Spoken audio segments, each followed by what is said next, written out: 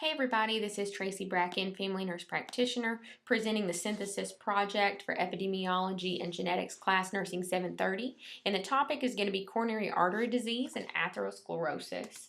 Coronary artery disease, or CAD, is a common disorder of the cardiovascular system, most often complicated by atherosclerosis, or plaque accumulation in the arteries.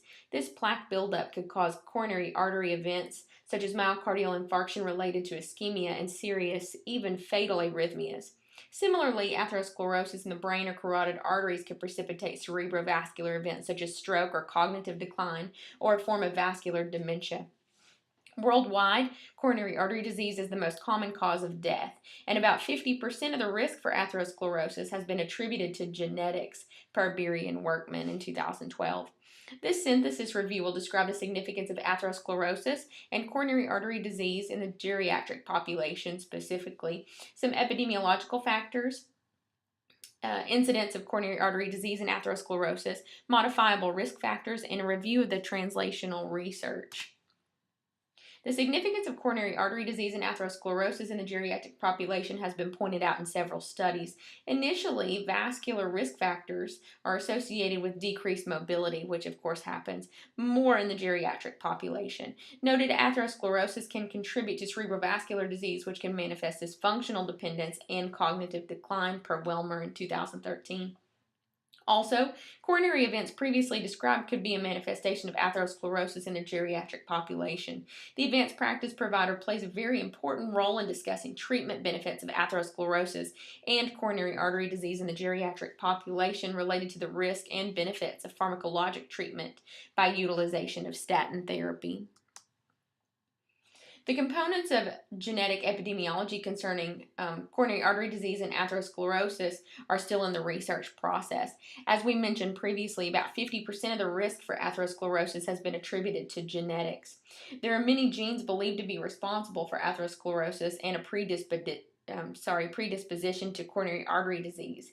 These genes are also involved in lipid metabolism, coagulation, and the inflammatory response.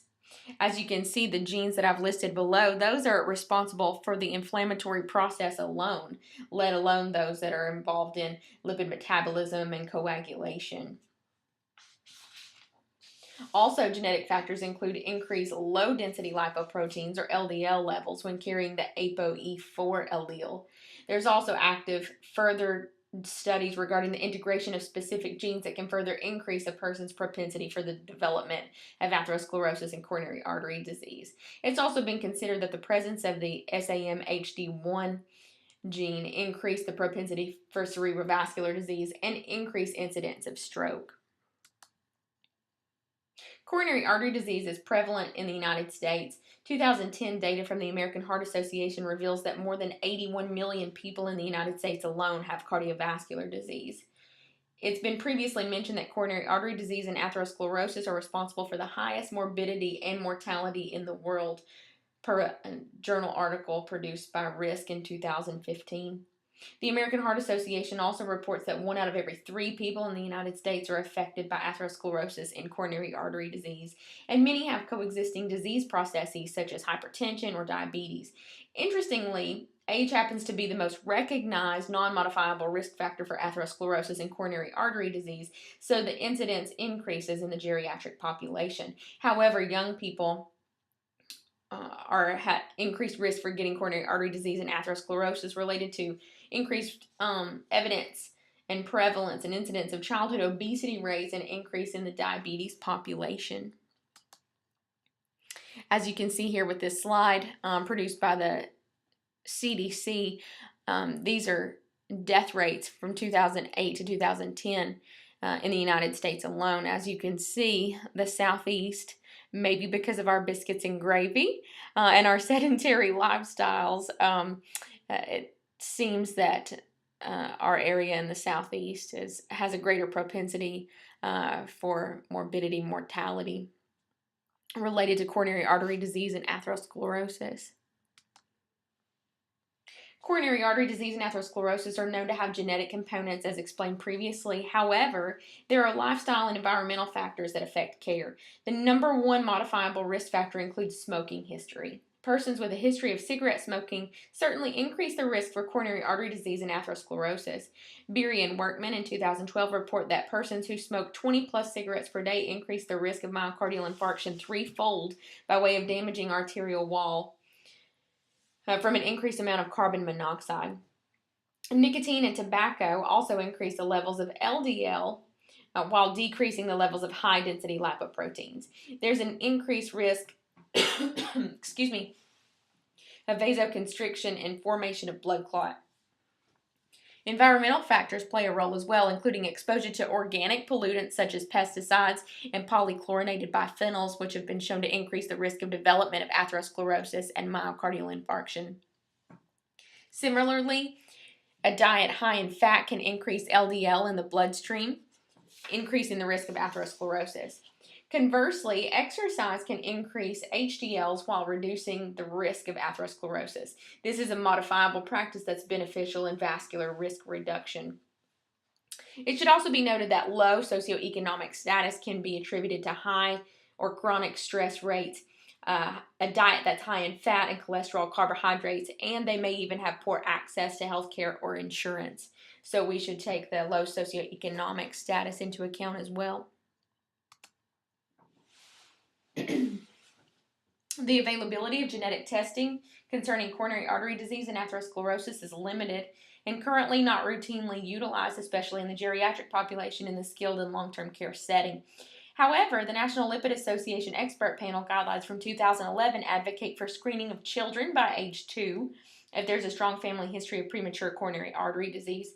Screening includes total cholesterol level, high-density lipoproteins or HDLs, total cholesterol, non-HDL cholesterol, and a direct LDL cholesterol.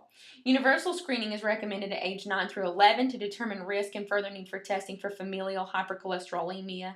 These guidelines also promote screening of all people by age 20. The United States Preventative Services Task Force advocates strongly for screening for lipid disorders in men that are 35 or older. For men that are age 20 to 35, they recommend screening if the patient is at high risk for developing coronary artery disease related to family history or modifiable risk factors. For women age 45 plus or even women age 20 to 45, they recommend screening for lipid disorders only if the patient has increased risk for developing coronary artery disease. Actually, the United States Preventative Services Task Force has no recommendations for or against routine screening for lipid disorders in men age 20 to 35 or women age 20 plus who are not at risk for coronary artery disease.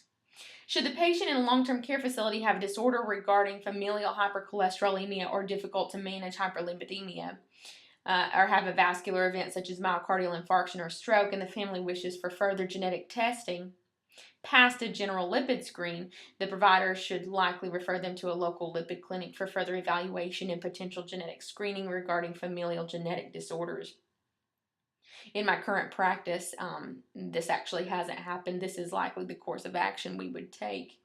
There are several genetic screens available for further evaluation, including PCSK9, familial hypercholesterolemia autosomal dominant, LDLR-related autosomal dominant, APOB-related autosomal dominant, and LDLRAP1 autosomal recessive, and that information was obtained from LabCorp.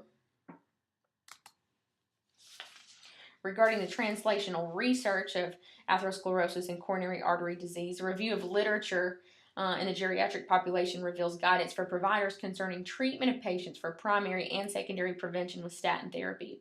At this point in skilled and long-term care, genetic testing for propensity for development of atherosclerosis and corresponding coronary artery disease would not be financially worthwhile. Most of the patients in the long-term care facility are over age 75, and many patients are admitted to long-term care facility already on statin therapy from their provider in the community. Based upon the research noted in several meta-analyses regarding primary and secondary prevention, a skeleton of standardized guideline could be made based upon the risk and benefits of therapy. However, the patient and family should have the ultimate decision regarding treatment for atherosclerosis and coronary artery disease after a discussion from the provider. Regarding primary prevention, the AFCAPS study reviewed elder persons, which means persons age 65 or older, and determined that there was a 37% reduction in acute coronary events with the use of statin therapy. The ALL-HAT study, which also reviewed interventions with antihypertensive therapy, didn't find a statistically significant reduction in coronary events or mortality with statin therapy. The HPS study provided half of the study population that was age 65 years and older. This study noted 25% reduction in the primary endpoint first-time coronary events. The CARDS study was terminated early related to the noted benefit in reduction of coronary events in regards to statin therapy. And 12% of the population was age 70 or older. The CARE and lipid studies both showed statistically significant reduction in all-cause mortality and coronary events. However, one must consider when treatment with statin therapy in the geriatric population may become more harmful or uncomfortable than beneficial. Statin therapy can cause myopathies, myalgias, liver dysfunction, and fatigue. A study regarding hospital admissions for rhabdomyolysis related to statin therapy was revealed, and this event was much more likely in patients age 65 or older, and that's per Weinbarger in 2015. Similarly, the Jupiter study revealed a correlation between statin therapy and diabetes, and statin therapy with other comorbidities has been evaluated in multiple studies, as well as dyslipidemia non-responsive to statin monotherapy. The ACCORD trial revealed that the addition of fenofibrates in conjunction with statin therapy provides little benefit. Pharmacological intervention with statin therapy appears to be beneficial in chronic kidney disease according to the SHARP trial. However, end-stage renal disease patients showed little benefit with statin therapy. Similarly, statin therapy in heart failure patients showed little benefit according to the Corona trial. Ultimately, the provider needs to determine if the patient has been diagnosed with atherosclerotic or coronary artery disease and understand primary and secondary prevention. Next, the provider should determine if the patient might receive benefit from statin therapy based upon medical comorbidities from the previous studies and results that were noted in the translational research that was reviewed. Finally, the provider should discuss the risk and benefits of statin therapy with the patient and family, and then allow meaningful discussion and decision-making based upon provider education and information. At this point, it would be important for the provider to educate the patient's family regarding modifiable risk factors and the genetic predisposition for atherosclerosis. The ethical and legal complexities surrounding genetic testing regarding coronary artery disease and atherosclerosis would be minimal in the current practice setting with the geriatric population related to a minimal amount of genetic testing for atherosclerosis and coronary artery disease risk in that setting. However, ethical responsibilities are on the provider regarding the discussion with the patient and family regarding risk and benefits of statin therapy and other pharmacological treatment. Similarly, it's important to educate the patient and family regarding modifiable risk factors for cholesterol reduction and coronary artery disease and atherosclerosis prevention. It's also important to do routine lab work for patients on statin therapy to include hepatic function panel and monitor for adverse effects of statin therapy such as myalgias and fatigue. Providers are bound by the ethical duty to warn patients and family members regarding risk factors associated with atherosclerosis and coronary artery disease. Coronary artery disease and atherosclerosis are very prevalent disease processes in the United States and specifically in the geriatric population. The genetic components of coronary artery disease and atherosclerosis have been described. As previously mentioned, there are genetic components as well as modifiable environmental and lifestyle components of the disease process. As advanced practice nurses and healthcare leaders, it's important to understand the genetic epidemiology of the disease processes and risk factors and prevention techniques for appropriate care of our patients and education for patient and family members in an effort to improve the overall health care of our patients and the populations. Thank you for listening to this presentation. I hope it was informative, and I look forward to hearing for feedback from you in the future.